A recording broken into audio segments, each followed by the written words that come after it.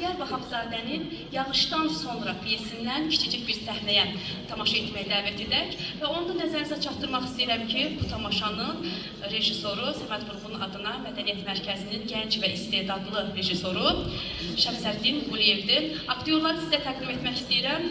Aydan Əhmədli, Şəmsəddin Quliyev və Əli Yunusov.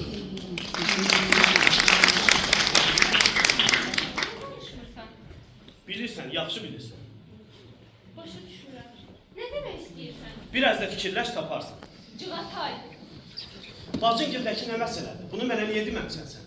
Çox ürəkəçən xəbərim ki, Biz axı bir-birimizə söz verməmişdik ki, bir-birimizdən gizlə işləyimiz olmayacaq. utandım, deyə bilmədim. Bəs indi utanmırsan? Nə desən haqlısan. Amma mən sənin qanını qaraltmaq istəmədim. Bir də ki, Başa düşmürsən. Bacının günahları öz günahlarıdır. Onun sənə bir tikə dəxli yoxdur. Məni yandıran sənin günahlarındır. Bunu məndən gizlətməyindir. Başa düşmürsən, bu böyüyüb xəstəliyə çevrilə bilər. günahkaram. Mən balaca olanda riyaziyyatı yaxşı oxumazdım. Uşaqlar həmişə bir-birindən köçürərdilər. Müəllimdən utanmazdılar. Elə bilsən müəllimdən utanardım? Yox. Mən elə özümdən utanardım. Ona görə köçürə bilməzdim. Sənin bacın da elə öz-özündən utanır. Bacımın vəziyyəti çox mürəkkəbdir. Biz onu başa düşə bilmərik. Əşi bacım bu dünyadan nə istəyir axı? Evi, eşiyi, günü güzaranı, hər şeyi qaydasında. Cıqatay, ev eşik, yaxşı güzaran hələ həyat demək deyil. Bəs sevgi, bəs sevmək. Bacın sevdir ki, Əlini getməyək də. Nə məcbur? Zorla veriblər. Xeyr. Cıqatay, həyat bizim nazımızı çəkən qarlıkeş anamız deyil. Həyat bizim tələbkar sahibimizdir. O, çoxu zaman bizim arzumuzca olmur. Bacım da indisin. Sən yenə məni başa düşmədin. Mən başa düşürəm. Həyatda hər şey mümkündür. Sonradan sevmək olar. Evləndikdən sonra da sevə bilərsən. Amma sevməyə bir insanla necə yaşaya bilər? Hələ yadıma gəlirsən, bacının ailəsini tərifləyirdi. Ay, onların sevgisi belə gəldi, məhəbbəti belə getdi. Buymuş onların sevgisi. Cıqatay, biz insanlar niyə başqalarına qarşı amansız oluq axı? Ora bax, görürsən o antina çubuqlarını?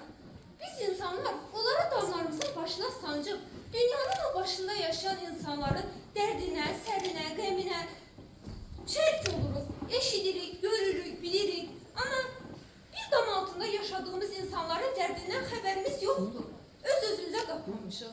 Olmaz ki, elə o antina çubuqlarını damlarımızın başına yox, ürəyimizin başına sancıb, öz yaxınlarımızın dərdinə şərik olaq. İnsan ürəyində heç antena olmasaydı, əminən antena düzəltməz. Sən düz deyirsən. Bir-birlərinin dərdini gəlib biləsən, başa düşəsən, dərdinə şərik olasan. Amma gərək bir-birini aldatmayasan, namus oğrusu, vicdan oğrusu olmayasan da. Mən də əvvəl Nihalı qınadım, danladım, hətta dalaşdım.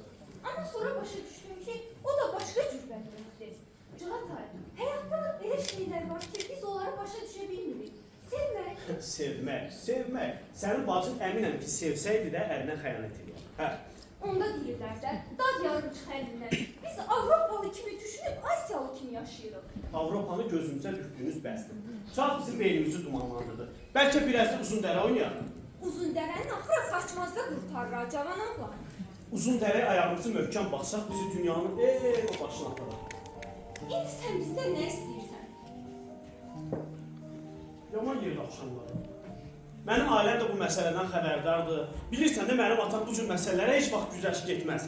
Bura bax, mən heç kəsin boğazında qalan artıq tikə deyiləm, ha? Sözünü açıq de qurtarsın. Sözüm odur ki, siz bu cür məsələni gizlətməyə çalışırsınız. Sevmək ayıb deyil, cavan abla.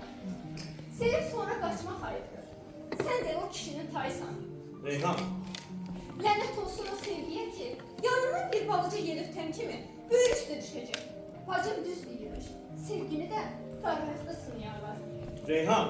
Artıq söz lazım deyil.